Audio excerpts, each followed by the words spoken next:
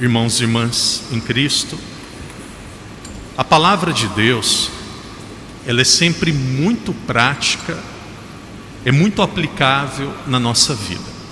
A palavra de Deus não se refere a algo que aconteceu há 2, 3 mil anos atrás. Não, a mensagem da Bíblia é algo atual, totalmente aplicável para a nossa vida. E toda missa, de forma especial na missa no domingo, Deus tem uma mensagem que Ele quer trazer para a nossa vida, para iluminar toda a nossa semana. Por isso, como todos nós sabemos, a missa não é uma obrigação. A missa é um ato de agradecimento a Deus, mas também um meio de aprendermos de Deus como trazemos uma mensagem para o nosso cotidiano.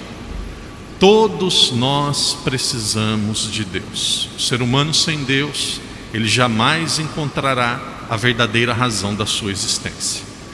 As 3 leituras, primeira leitura, segunda leitura, o Evangelho, trazem uma mensagem muito parecida. Primeira leitura é a leitura do profeta Isaías. Então Deus envia o profeta. Naquela época o profeta era uma das pessoas mais respeitadas, uma das pessoas mais benquistas em geral pelos israelitas, pelo povo de Deus. Então quando Deus envia Ezequiel, estamos ali no 2º capítulo do livro de Ezequiel, portanto bem no começo do livro, Deus diz assim a Ezequiel, vejam, isso daqui é palavra de Deus: é a esses filhos de cabeça dura e coração obstinado que te envio para lhes dizerem: eis o que diz o Senhor, podem escutar-te ou não, porque são uma casa de rebeldes, mas saberão que há um profeta no meio deles. Palavra de Deus. Eu lhe envio para um povo de cabeça dura, um povo de coração fechado. O profeta era um homem de Deus, mas ele não era ouvido, ele não era respeitado. Aqui vem a dor de uma pessoa que tinha uma missão, foi enviado para Deus para uma missão, mas não conseguia executar a sua missão porque as pessoas não o ouviam. A segunda leitura é belíssima, uma leitura muito conhecida. São Paulo seguramente foi uma das pessoas mais importantes em toda a história da igreja. É muito difícil imaginar a igreja católica sem a figura de São Paulo. São Paulo foi um grande missionário. São Paulo levou o cristianismo para inúmeras cidades, inúmeros países. Foi Paulo que levou o cristianismo para a Europa. E aí Paulo, em um dos momentos de confissão, em um dos momentos que ele abre o coração, ele diz: eu tenho como se fosse um espinho na minha carne, que me machuca todos os dias. E eu já pedi a Deus: Senhor, arranque este espinho. Eu pedi 3 vezes. E Deus diz: Paulo, a minha graça lhe basta e mais nada. Qual que é a dor de Paulo? A dor de Paulo é essa tendência, essa dificuldade que ele tinha, que nós não sabemos direito, mas era algo que doía, algo que afligia, algo que o fazia humilde, algo que o fazia simples. E aí nós vamos para o Evangelho, a história é praticamente a mesma. Aqui nós ouvimos o sofrimento de Jesus. Na sua pátria, entre os seus familiares, os seus conhecidos, Jesus não era entendido, Jesus não era aceito. Vamos imaginar assim: Jesus era um carpinteiro. Como que uma pessoa poderia entender que o Filho de Deus, que criou o mundo, de repente precisa transpirar para fazer uma cadeira? Como que o Filho de Deus, aquele que criou o mundo, agora precisa transpirar para fazer um objeto de madeira na carpintaria com seu pai José? As pessoas não o entendiam e ridicularizavam Jesus. Irmãos e irmãs, a mensagem é única. Isso de acordo com o ponto de vista do padre, o aspecto que o padre gostaria de tirar da liturgia de hoje. Nós somos seres frágeis, nós somos seres limitados, nós precisamos de Deus. Quando o padre diz que nós precisamos de Deus, nós devemos colocar em ordem aquilo que é a vida humana. Tem muitas pessoas que vivem brigando com Deus e com elas mesmas, dizendo assim: eu não sou feliz. A minha vida, perdão da palavra, algumas vezes as pessoas dizem isso, eu tenho até vergonha de dizer, mas eu já ouvi: a minha vida é uma desgraça, na minha vida dá tudo errado, a minha vida parece que não vai para frente, a minha vida parece que é só problemas, a minha vida parece que é um peso, a minha vida é uma dificuldade. Eu não sou feliz. Deus quer que nós sejamos felizes, sem dúvida nenhuma, mas a primeira finalidade da vida humana, e nós entendendo a finalidade da vida humana, nós vamos mudar a nossa maneira de olhar a vida, e aí a felicidade vai vir. O padre explica. A primeira finalidade da vida humana não é ser feliz. A primeira finalidade da vida humana é amar e servir a Deus. Quando nós amamos e servimos a Deus do profundo do nosso coração, a felicidade será uma consequência. Deus, Ele é tão sábio que existe um mistério na sabedoria de Deus que ultrapassa muito mais, ou ultrapassa de uma forma muito superior a nossa inteligência. Muitas vezes nós não vamos entender os planos de Deus. Não entendemos no momento, mas passa alguns dias, algumas horas, nós vamos perceber como que Deus estava agindo. O padre conta brevemente uma história para vocês, um dos momentos mais lindos da minha vida. Depois de 8 meses de padre, alguns já ouviram a primeira parte da história. Depois de 8 meses de padre, quando eu estava no Brasil, quando eu fui ordenado padre, o meu superior disse assim: Padre Daniel, continue estudando latim e grego, porque você vai fazer um curso chamado patrística, patrologia, em Roma. Você vai fazer 2 anos de pastoral no Brasil, você vai trabalhar em uma igreja no Brasil por 2 anos, para você ter um pouco de experiência com o povo, e depois de 2 anos você vai para Roma, você vai estudar, depois você volta para a nossa universidade, você vai dar aula. Eu vi isso desde o primeiro dia que eu entrei no seminário. Me preparei 11 anos para isso. Depois, quando eu fui ordenado padre, ele disse: você vai ter 2 anos de experiência pastoral, e depois você estuda e você volta para trabalhar entre nós. 8 meses de padre, mais ou menos 7, 8 meses de padre, eu estava tão cansado. Eu tinha tantas atividades, eu trabalhava em uma paróquia que nós tínhamos confissão das 8 da manhã às 8 da noite, 12 horas por dia. Na paróquia que eu trabalhava, nós tínhamos missa 7 da manhã, 9 da manhã, meio-dia, 3 da tarde, 5 da tarde, 8 da noite. 5 missas por dia. De domingo eram 8 missas. Então era uma paróquia com muitas atividades. E eu trabalhava com a catequese e com a juventude. Só naquela paróquia nós tínhamos 10 grupos de jovens. O Santuário São Judas Tadeu, em São Paulo. Alguns já tiveram oportunidade de ir. E eu estava tão cansado, tão estafado, que eu disse para o meu superior: eu preciso de um retiro. Gostaria de fazer um retiro de 8 dias. E eu fui para um dos estados mais distantes do Brasil, bem no sul do Brasil, praticamente divisa com a Argentina. E aí depois do retiro voltei para casa e eu disse: agora estou pronto para recomeçar. E aí o superior ligou e disse: nós temos uma nova missão para você. Uma nova missão. E eu disse: sério? É, uma nova missão. E eu disse: para onde? Eu vou continuar no Brasil, minha mãe, os meus pais vão ficar muito felizes. Eles disseram: não, a nossa congregação, os deonianos, precisam ir para a China, e o seu nome foi escolhido. Nós já temos um de Portugal, temos um da Índia, 3 da Indonésia, um da Argentina, e precisa de um do Brasil. O seu nome foi escolhido. Mas nós já temos, e já dissemos para você que tinha outro projeto. Se você quiser dizer não, se você quer dizer não, você pode dizer não. Eu falei: meu Deus do céu, eu vou. E aí naquele momento eu perguntei: qual é o primeiro passo? Eu estudava latim, grego, por causa do curso que eu ia fazer, mas eu nunca gostei muito de estudar línguas. E aí ele disse assim, Padre Mariano Weissman: Padre Daniel, primeira missão é estudar inglês, porque você vai precisar estudar o inglês, porque você vai aprender o chinês em inglês. Você vai ter que estudar o chinês, porque você vai para a China. Então lá na China, para aprender o chinês, você vai ter que ter aula, você vai aprender inglês.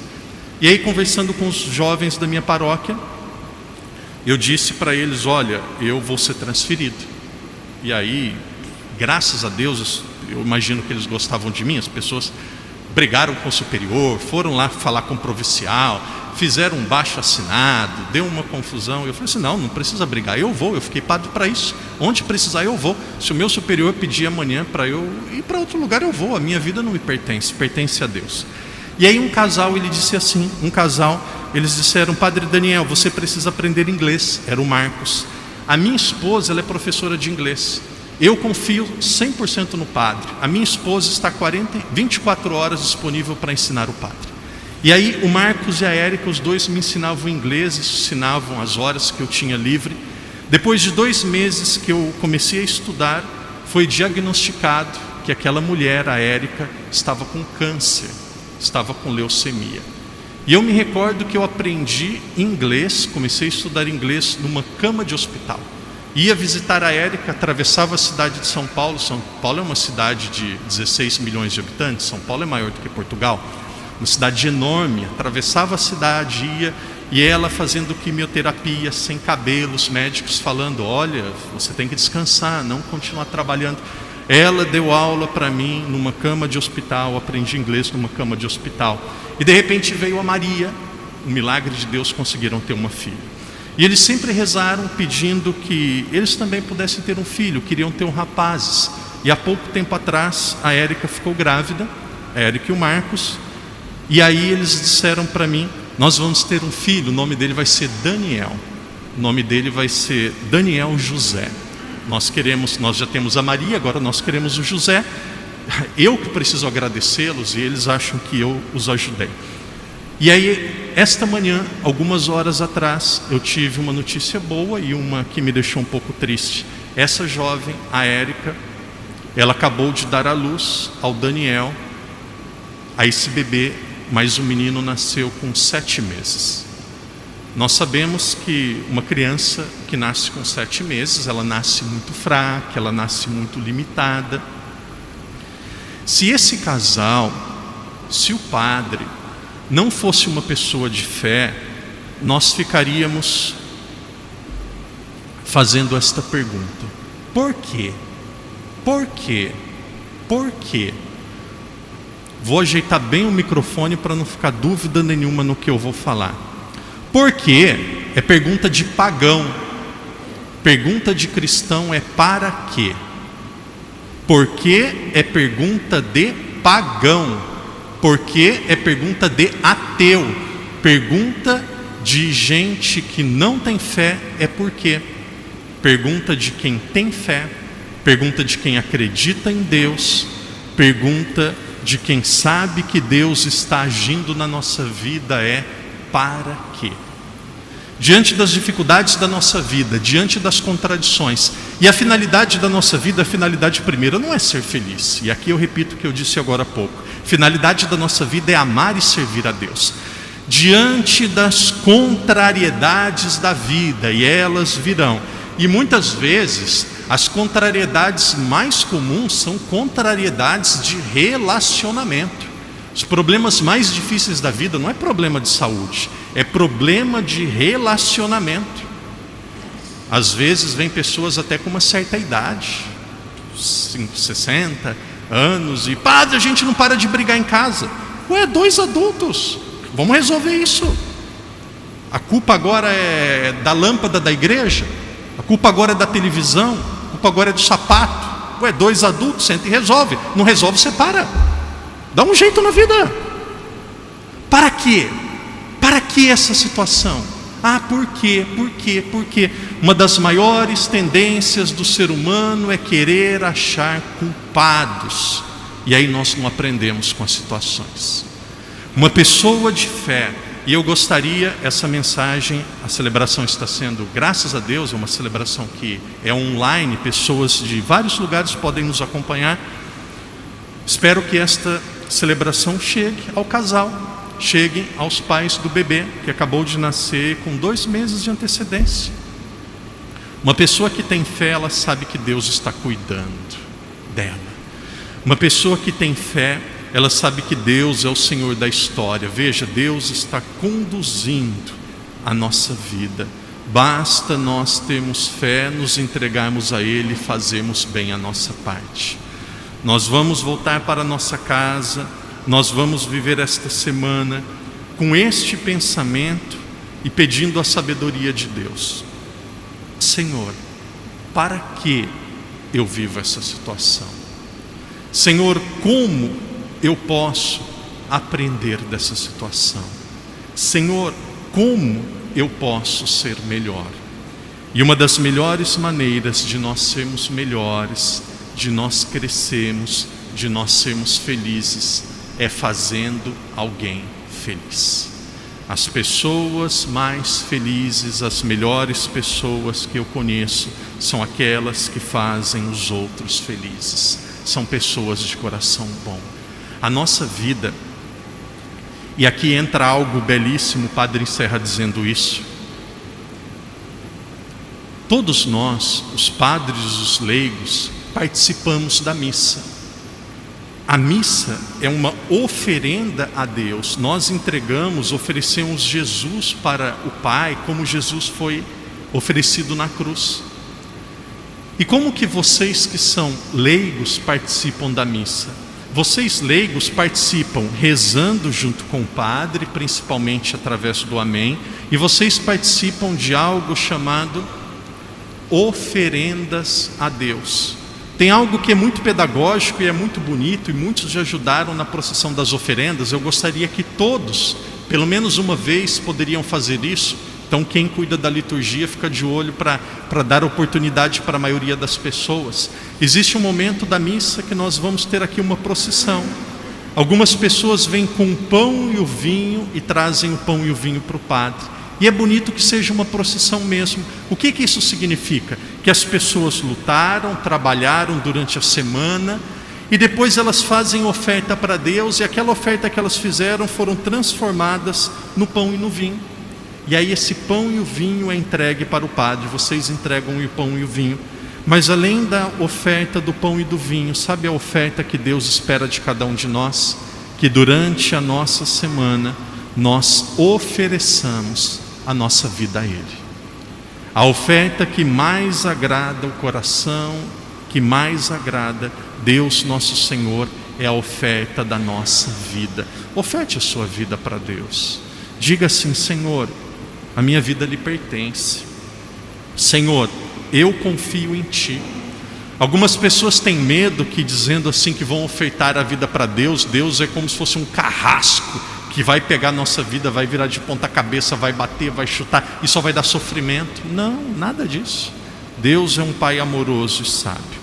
Que Deus nos ajude, a exemplo do profeta Ezequiel, a exemplo de São Paulo na segunda leitura, a exemplo do próprio Jesus.